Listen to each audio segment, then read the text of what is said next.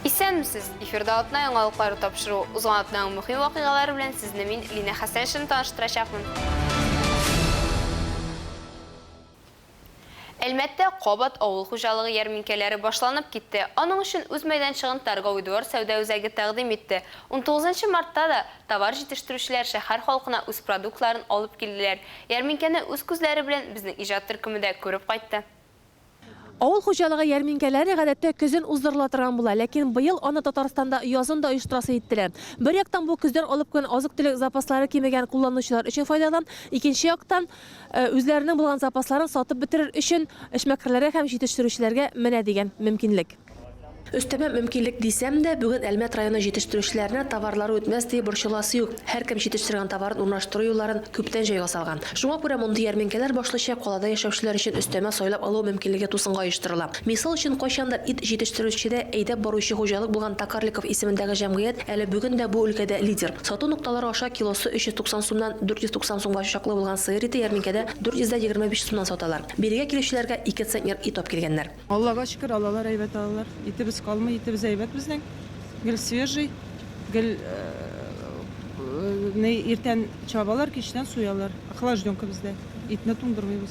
Бәрәңгене берәүләр килосын 45 сумнан тәкъдим итсә, икенчеләре 35 сумнан сата. Район балалар бакчаларын һәм мәктәпләрне азык-төлек белән тәэмин итүче оешма да бирегә 3 тонна күләмендә бәрәңге, кызыл чөгендер һәм башлы суган алып килгән. Сәүдә рәтләре дигәне нибары 10 сату нуктасыннан торган мәйданчык. Аларда бәрәңге, сыер, сарык, каз, тавык итләре, сөт, сыр, май, йомырка, яшелчә һәм алма сатыла. Ярминкә сүзе үзе үк бәйрәм рухы тудырганга, сатып алучылар шунысына да канәгать. Белеп чыктык инде, карыгала дип әйберләр сызрак монда кибетләргә караганда. Шуларны бәрәңгеләр, суганнар, итләр алыйк дип чыктык. Әйе. Ошады бөтен әйбер ошады. Кыйбат түгел. Самый главный безнең пенсия акчасына барсы да бара. Әлмәт муниципаль районы башкарма комитеты җитәкчесенең икътисад буенча урынбасары Андрей Подавалов сүзләренчә, ярминкәдәге бәяләр республиканың авыл хуҗалыгы һәм азык-төлек министрлыгы тәкъдим иткән күрсәткечләрдән югары түгел. Районның икътисад белгечләре дә халыкка җитәрлек азык-төлек бар һәм бу җитәрлек күләмдә дип тынычландырырга ашыга. Ярминкәләр исә һәр атна саен 23 апрельгә кадәр узачак. Әлмәттә бүгенге көндә 220 мең кеше яши дип исәпләнсә, шәһәр үсешенең стратегик планы нигезендә 2040 елда халык саны 400 меңгә җитәргә тиеш. Калабызда киләсе елларда нинди яңа объектлар төзеләчәк? Бу сораулар шәһәр төзелеше утырышында кузгатылды. Шәһәр төзелеше утырышына шәһәр белән тыгыз бәйләнештә торган оешма вәкилләре, эшмәкәрләр чакырылган иде. 2040 елга хәтле Әлмәт каласының үсешендәге төп нигезләр турында кереш сүз белән утырышны район башлыгы урынбасары Марат Гыйрфанов башлап җибәрде. Благодаря деятельности компании 5 лет, благодаря последним инвестициям в последние 20-25 лет и сегодня... Татнефть компаниясе эшчәнлеге инвестицияләр кертү нәтиҗәсендә соңгы 20-25 елда Әлмәт чыннан да Россиянең иң төзек шәһәрләренең берсе. Ләкин без моно шәһәр булып торабыз. Моно шәһәр нигездә нефть чыгару һәм нефть сервисы белән формалаштырыла.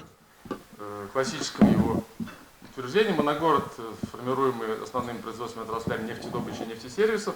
Әлмәт күзгә күренеп үзгәрә. Шуның белән бергә аның икътисады тотрыклыгы, уңайлыгы да мөһим. Якын арада төзелеш темпларын арттырылып, шәһәр халкының саны 2 мәртәбә арту көтелә. Ел саен Әлмәттә уртача 150 мең квадрат метр торак төзелсә, пландагы шәһәр моделе өчен төзелеш темпларын ел саен 500 мең квадрат метрга җиткерү кирәк булачак. Город наш должен расти не только качественно, но и количественно. И мы видим то, что... Шәһәребез сан ягыннан гына түгел, сыйфат ягыннан да үсәргә тиеш. Безгә халык саны буенча 2, хәтта 2,5 тапкырга артырга кирәк. Шул ук вакытта шәһәрнең бер үзенчәлеге бар. Без киңлеккә үсә алмыйбыз. Без физик яктан моны үзебезгә рөхсәт итә алмыйбыз. Чөнки шәһәр читендәге теләсә кайсы территория бик күп инженерлар шелтәре белән уратылган. Алар белән аерылышырга мөмкин түгел диярлек. Практически невозможно с ней расстаться. На самом деле здесь... Калада булган мәйданнардан файдаланып, шәһәр эчендә үсеш планы төзелгән. Радищев Шевченко киселешендә, Гафиятуллин урамында, Аминов урамында, төзелеш проспектында күп катлы йортлар төзелеше каралган. Әлеге йортларның барысында җир асты парковкасы булачак. Бу бик мөһим факт. Чөнки машиналар саны күп булгач, машина куярга урын турында баштан ук уйларга кирәк дип билгеләп үтте үзенең презентациясендә шәһәрнең баш архитекторы Антон Севастьянов. Шәһәр үсү темплары белән бер Гадәттән икътисад үсен өчен калада эшмәкәрлек һәм хезмәт күрсәтү арттырырга кирәк. Йортларның беренче катында коммерция оешмалар урнашачак. Калада яңа социаль объектлар төзелешенә дә нигез салынган. Агымдагы елны Алсу микрорайонында Адамнар полилингваль мәктәбе төзелеше дәвам итәчәк. Үзәк хастахана бинасы капиталь төзекләндереләчәк. Җәлил урамында яңа сәнгать мәктәбе, Кванториум балалар үзәгенең өстәмә бинасы булдырылачак. Әлмәт шәһәрендә мәдәни һәм тарихи әһәмияткә ия биналар бар. Шуларның берсе Тельман урамында урнашкан. Бу бина 60-нчы еллар башында халыкка Горький исемендәге мәдәният йорты буларак хезмәт иткән. Үзгәртеп корулар башлангач 90-нчы елларда ул Мегаполис төнге клубына әйләнә. Хәзерге вакытта бинаның хәле аяныч. Киләчәктә бу бинага яңа сулыш биреп, күп функцияле заманча җәмәгать үзәге ачу планлаштырыла.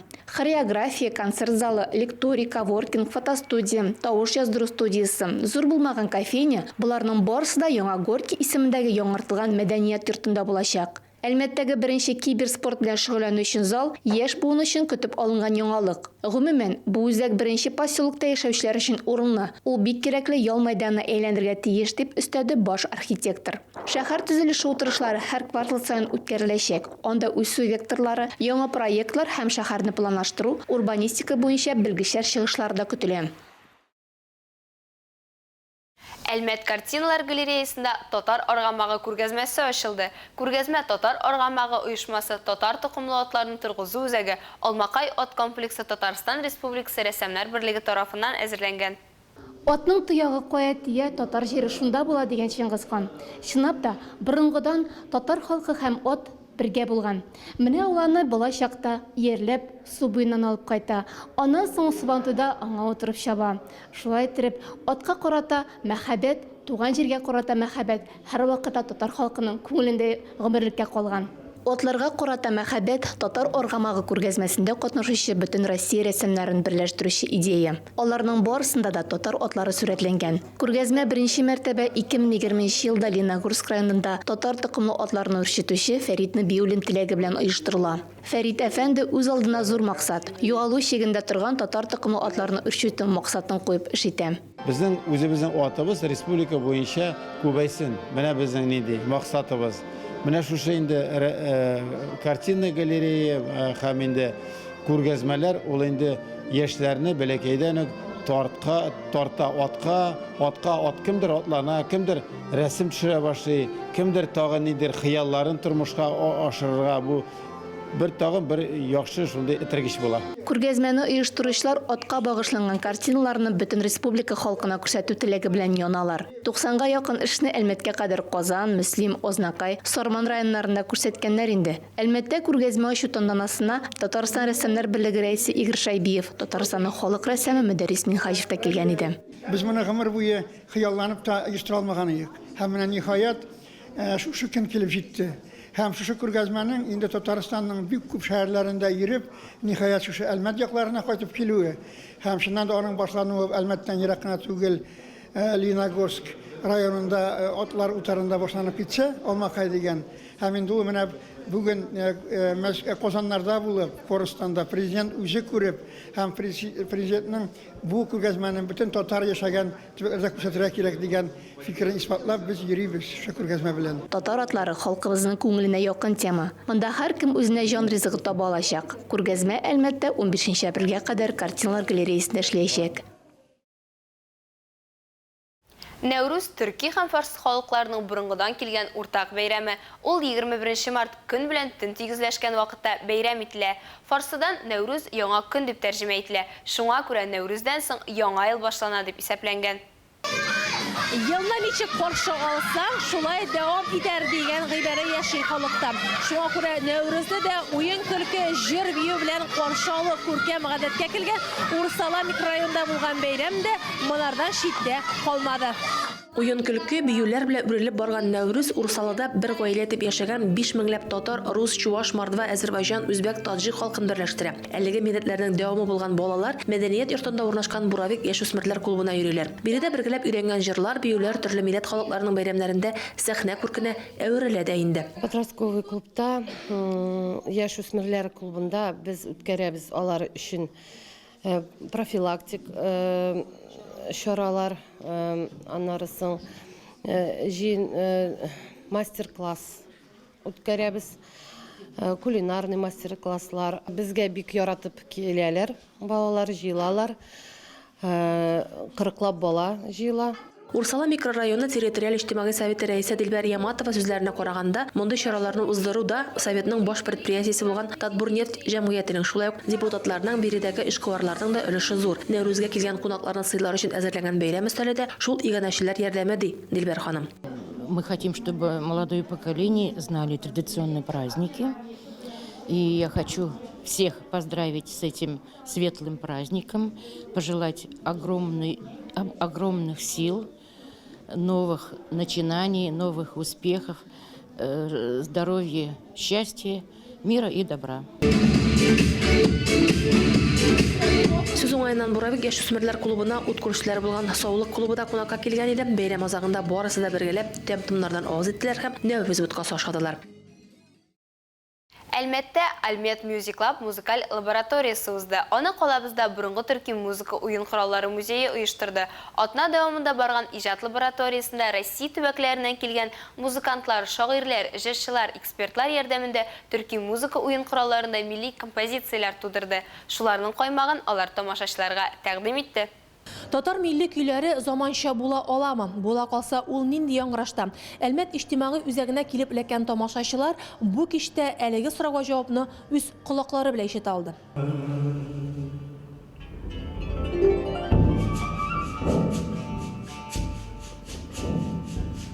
Думбура, кылкубыз, ногай курай. Татарларның иң борынгы музыка уйныралары менә шулар булган. Тик ниндидер сәбәпләр аркасында алар бик еракта калган һәм бүгенгә киң җәмәгатьчелек арасында милли уен коралларыбыз дигәндә гармун һәм тальян булган дигән ышану гына килеп җиткән. Ә бу исә милли музыка тарихын нибары 100 еллык кысаларга бикли. Борынгы төрки музыка уен кораллары музее хезмәткәрләре фикеренчә, тарихи гаделлекне тургызырга вакыт җитте.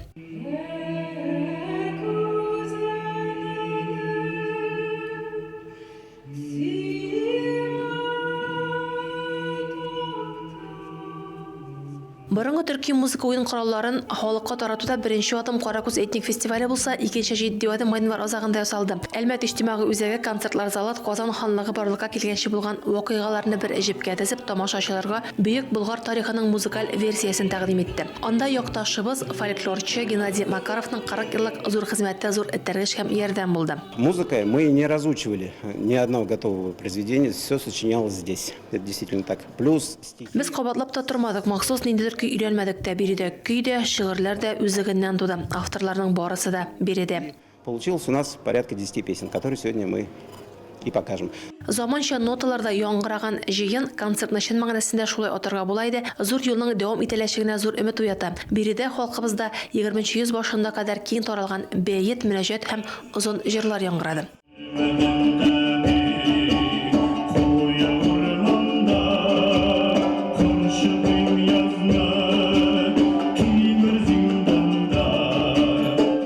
Катнашкан 20ләп кешенең азагына кадәр 12се җиткән. Араларында Тобольск каласыннан Айдар Ниязов та бар. Туганнан бирле әнисе җырлаган бишек җырлары үз эшләрен эшләгән. 17 яшьлек Айдар бүген Казан музыка көллиятендә белем ала. Мәктәптә дә җырладым.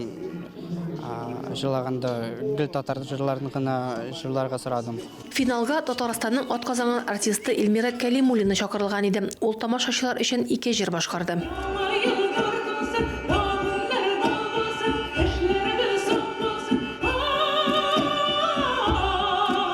Кичә азагында халык такмаклары да яңгырады, анысына тамашачылар да кушылды. Мин үземнең бәләкәй чагымны искә алдым, мәктәптә укыган чакларымны без еш театрга йөрик, концертларга йөрик, классташлар белән дә, әтәниләр белән дә. Һәм мин шулай да үземнең балаларымны шулай продолжать итәргә телим инде. Алар да безнең телебезне, илебезне сакласыннар, белсеннәр.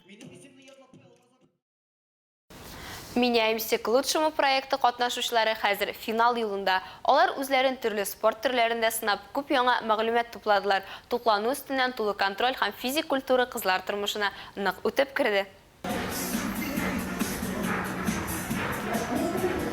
Растяжка күнегүләре борынгы Римда ук киң таралган булган. Хәзер аның популярлыгы йогадан бераз гына калыша. Шуңа күрә Меняемся к лучшему проектында катнашучылар әлеге күнегүләргә бик теләп юл тоттылар. Тиз тормыш темпына карамастан біз артык күп вакытны утырып үткәрәбез. Бу буыннарның хәрәкәтчәнлеген югалтуга, нерв нокталарының кысылуына, мускул корсетының зәгыйфләнүенә китерә. В последнее время у нас в основном сидячий образ жизни, поэтому для того, чтобы... Соңгы вакытта бездә нигездә утыра торган яшәү рәвеше, шуңа күрә мускулларны нормада тоту өчен растяжка мәҗбүри. Теләсә кайсы күләмдә дә, ягъни ул зур күләмдә дә, кечкенә микъдарда да, бәлки үзебез өчен генә булырга мөмкин. Мускулларның растяжкасын нормада тоту бу зур роль уйный. Буквально потянуть стопы, это очень большую роль играет. Растяжка күнегүләре комплексы мускулларга эластиклыкны һәм хәрәкәтчәнлекне генә кайтарып калмый, тән һәм баш миен кан белән тәэмин итүне дә яхшырта. Растяжкой можно, в принципе, заниматься даже дома.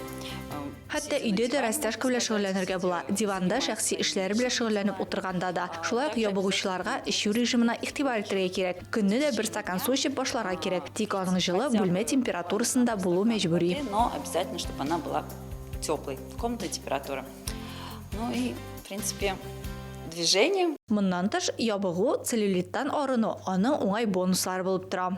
Сыгылмалык нәселдән киләдер инде. Минем әбием бәләкәй чакта, хәтерлим 80 яшь булганда да менә уч төбе белән идәнгә хәтле төшеп җитә иде. Шуның өчен бу бер дә авыр булмады, рәхәт булды. Ничектер иртән бөтен тәнем ачылып китте. Миңа бик ошады. Өйдә дә бу күнегүләрне ясарга бер яхшы форсат. Растяжка тормыш һәм сәламәтлеккә уңай тәэсир кертергә сәләтле. Кайбер кешеләргә яхшы растяжка булдыру өчен күбрәк вакыт кирәк. Әмма нәтиҗәләрне көтәргә туры килсә дә, алар сөендерә. Бу дәресләр гәүдәне тонуста тотарга һәм ябыгу процессын тизләтергә булыша. Әлегә шулар, мин Динә Хәсәншин һәм монтаж операторы Ленар Курбанов сезнең белән сау булашабыз. Исән-имин булыйк.